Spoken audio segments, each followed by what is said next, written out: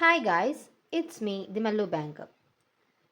120 rules of grammar എന്ന് പറയുന്നത് ഏത് competitive exams means UPSC, PSC, bank exams അതിനെല്ലാം വളരെ ഹെൽപ്പ് ചെയ്യുന്ന ഒരു കാര്യമാണ്.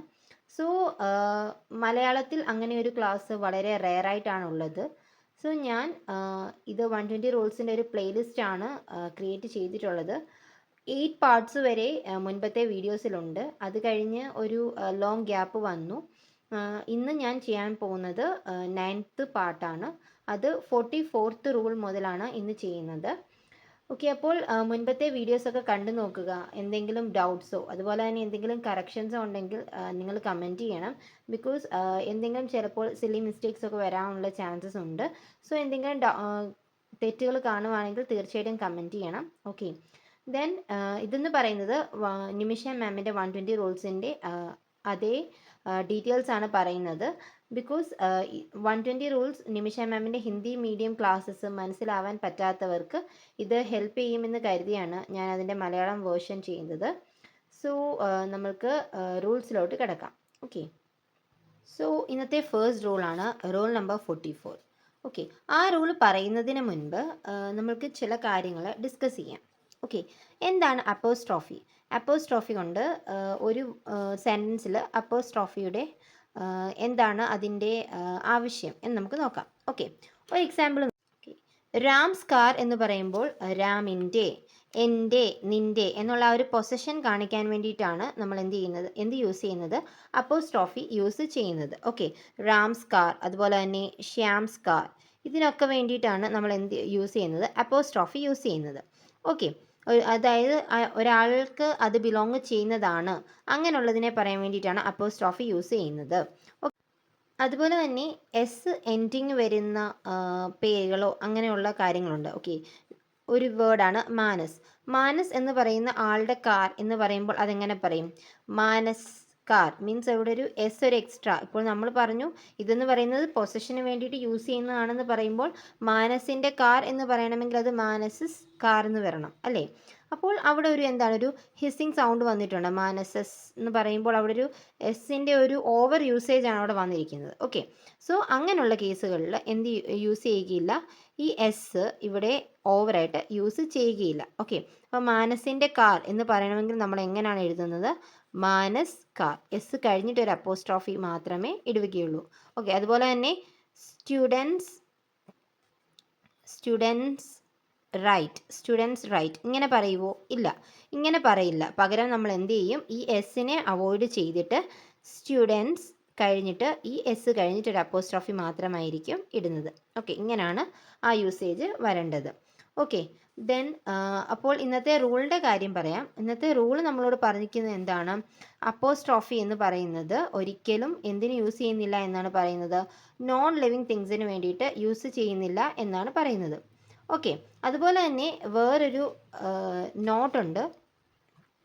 വേറൊരു നോട്ടുള്ളത് എന്താണെന്ന് വെച്ചാൽ എൽസ് എന്ന് പറയുന്നത് മീൻസ് someone else കാർ എന്ന് പറയുമ്പോൾ someone else's എന്ന് പറയുമ്പോൾ മുൻപത്തെ റൂളിൽ പറഞ്ഞു ഹിസ്സിങ് സൗണ്ട് വരില്ല എന്ന് പറഞ്ഞതുകൊണ്ട് ഇവിടെ someone else's എന്ന് പറയുന്നത് തെറ്റായിരിക്കും എന്ന് വിചാരിക്കും. പക്ഷെ അല്ല, someone else's കാർ എന്ന് പറയുന്നത് അത് കറക്റ്റ് യൂസേജ് ആണ്. ഓക്കെ, അതൊരു എന്താണ് ഒരു എക്സ്ട്രാ പോയിന്റ് ആണ് വരുന്നത്. മാനസസ് കാർ എന്ന് പറയുമ്പോൾ അത് തെറ്റാണെന്ന് പറഞ്ഞു. അപ്പോൾ ആ ഒരു ഇതിൽ നോക്കുമ്പോൾ എന്താണ് ചിന്തിക്കുന്നത്? someone else's എന്ന് പറയുന്നത് തെറ്റായിരിക്കും എന്ന് വിചാരിക്കും. പക്ഷെ അല്ല, someone else's കാർ എന്ന് പറയുന്നത് ശരിയാണ്. ഓക്കെ, ഈ റൂളിൻ്റെ കൂടെ വരുന്ന ഒരു എക്സ്ട്രാ പോയിന്റ് ആയിട്ട് ഇതിനെ കൺസിഡർ ചെയ്താൽ മതി. ഓക്കെ, ദെൻ നമ്മളുടെ റൂൾ പ്രകാരം എന്താണ്?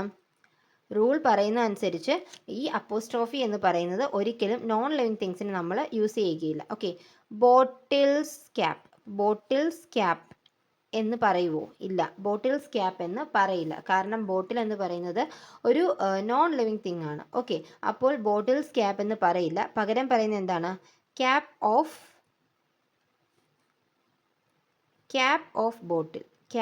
ബോട്ടിൽ എന്ന് മാത്രമേ പറയുകയുള്ളൂ. ബോട്ടിൽസ് ക്യാപ്പ് എന്ന് പറയില്ല, അത് തെറ്റാണ്.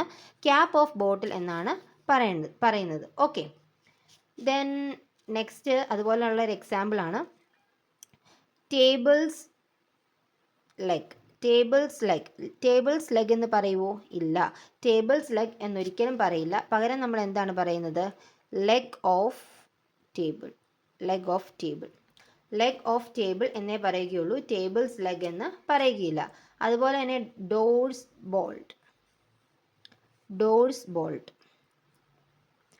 ബോൾട്ട് എന്ന് പറയുമോ? ഇല്ല. പകരം എന്താണ് പറയുന്നത്? Bolt of the door. Okay. Tables leg എന്ന് പറയില്ല. അതുപോലെ തന്നെ ഡോർസ് ബോൾട്ട് എന്ന് പറയില്ല. ഓക്കെ. അതെല്ലാം എന്താണ്? നോൺ ലിവിങ് തിങ്സ് ആണ്. അതുകൊണ്ട് നമ്മൾ ഒരിക്കലും അതിനെ എന്ത് പറയില്ല? അപ്പോസ്ട്രോഫി കൂട്ടി പറയില്ല. അങ്ങനെ ഒരു ഇത് വന്നു കഴിഞ്ഞാൽ അതെന്താണ്? തെറ്റാണ്. പക്ഷേ ഈ ഒരു കാര്യത്തിൽ ഒരു നോട്ട് വരുന്നുണ്ട്. എന്താണ് നോട്ട്? കുറേ എക്സെപ്ഷൻസ് ഉണ്ട് കുറേ കാര്യങ്ങൾക്ക്. ഏതിനൊക്കെയാണ്? Time, weight, distance, place, idiom, unit, personification or heavenly bodies. ഇങ്ങനെയുള്ള കാര്യങ്ങളുടെ കൂടെ യൂസ് ചെയ്യുമ്പോൾ നമ്മൾ എന്ത് യൂസ് ചെയ്യും? അപ്പോസ്ട്രോഫി യൂസ് ചെയ്യും. അത് ടൈം, അതുപോലെ തന്നെ അപ്പോൾ ടൈമിൻ്റെ ഒരു എക്സാമ്പിൾ പറയുകയാണെങ്കിൽ ടുഡേയ്സ് ന്യൂസ് പേപ്പർ എന്ന് പറയും. ഓക്കെ. അപ്പോൾ നമ്മൾ വിചാരിക്കും റൂൾ അനുസരിച്ച് എന്താണ് അപ്പോസ്ട്രോഫി പറ്റില്ല, നോൺ ലിവിങ് ആയതുകൊണ്ടെന്ന് പറഞ്ഞ് അതിപ്പോൾ ഒരു എറർ ഡിറക്ഷനിലൊക്കെ വന്നു കഴിഞ്ഞാൽ അത് റോങ് എന്ന് വിചാരിക്കും. പക്ഷേ അല്ല. ടുഡേയ്സ് ന്യൂസ് പേപ്പർ എന്ന് എന്താണ് പറയും. ആ യൂസേജ് കറക്റ്റാണ്.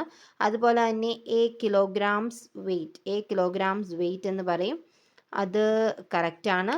അതുപോലെ തന്നെ ഇന്ത്യാസ് വെതർ എന്ന് പറയും. അതും എന്താണ്? കറക്റ്റാണ്. ഓക്കെ. നോൺ ലിവിങ് തിങ്ങിൻ്റെ കേസിൽ അപ്പോസ്ട്രോഫി യൂസ് ചെയ്യാൻ പറ്റില്ല. പക്ഷേ അതിനുള്ള എക്സെപ്ഷൻസ് ആണ് എന്ത്? ഈ പറഞ്ഞിരിക്കുന്ന എക്സാമ്പിൾസ് ഒക്കെ. ഓക്കെ. അത്രയുമാണ് റൂൾ നമ്പർ 44 പറയുന്നത്. അതുപോലെ തന്നെ റൂൾ നമ്പർ 44ൻ്റെ ബാക്കിയായിട്ട് പറയാവുന്ന ഒരു നോട്ടുണ്ട്. അതെന്താണെന്ന് വെച്ചാൽ yours, hours, it's, theirs, his, hers and whose.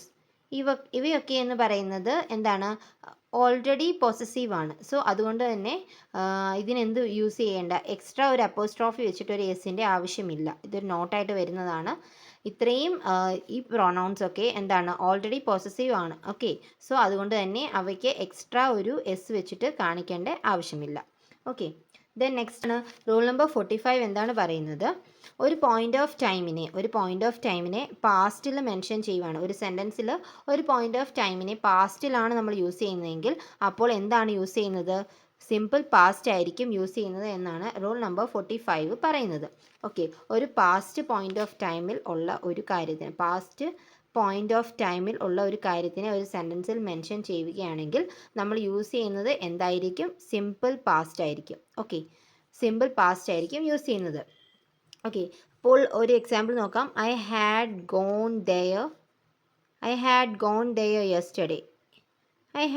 There yesterday.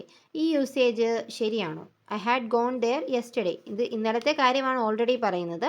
So അപ്പോൾ നമ്മളുടെ റൂൾ പ്രകാരം നമ്മൾ എന്താണ് യൂസ് ചെയ്യേണ്ടത്? സിമ്പിൾ പാസ്റ്റ് ആണ് യൂസ് ചെയ്യേണ്ടത്. സിമ്പിൾ പാസ്റ്റിൽ ഹാഡ് യൂസ് ചെയ്യുമോ? ഇല്ല.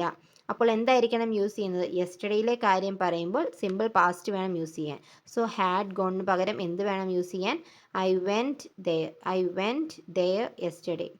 ഓക്കെ.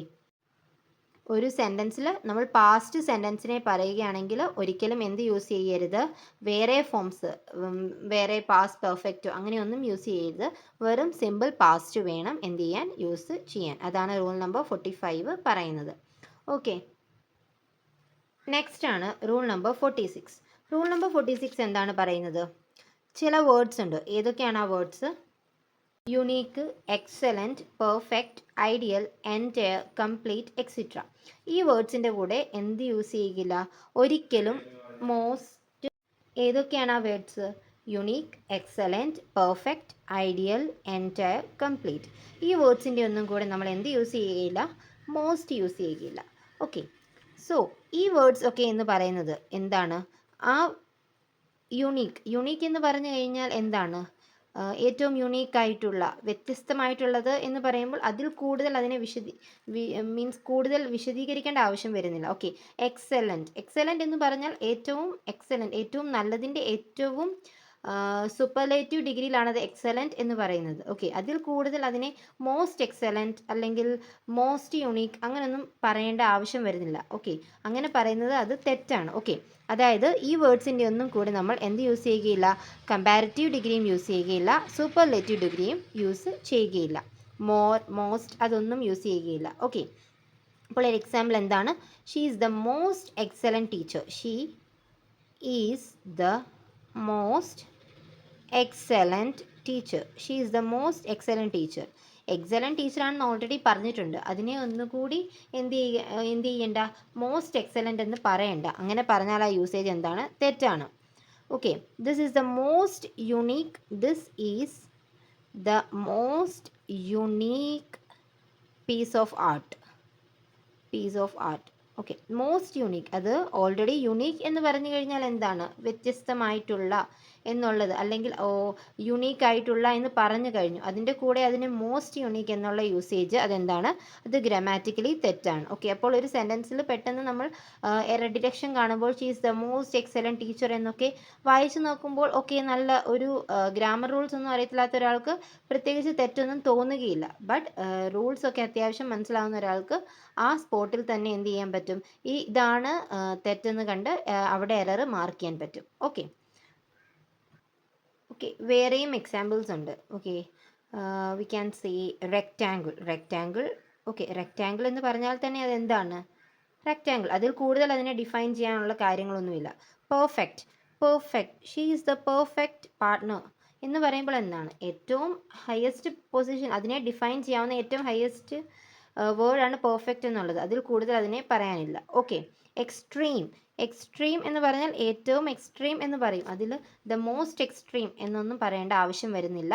അങ്ങനെയൊക്കെ പറഞ്ഞാൽ അതെന്താണ്, തെറ്റാണ്. ഓക്കെ, നെക്സ്റ്റ് ആണ് റൂൾ നമ്പർ 47 എന്ന് പറയുന്നത്. Okay, words like quite and all are never used together in a sentence.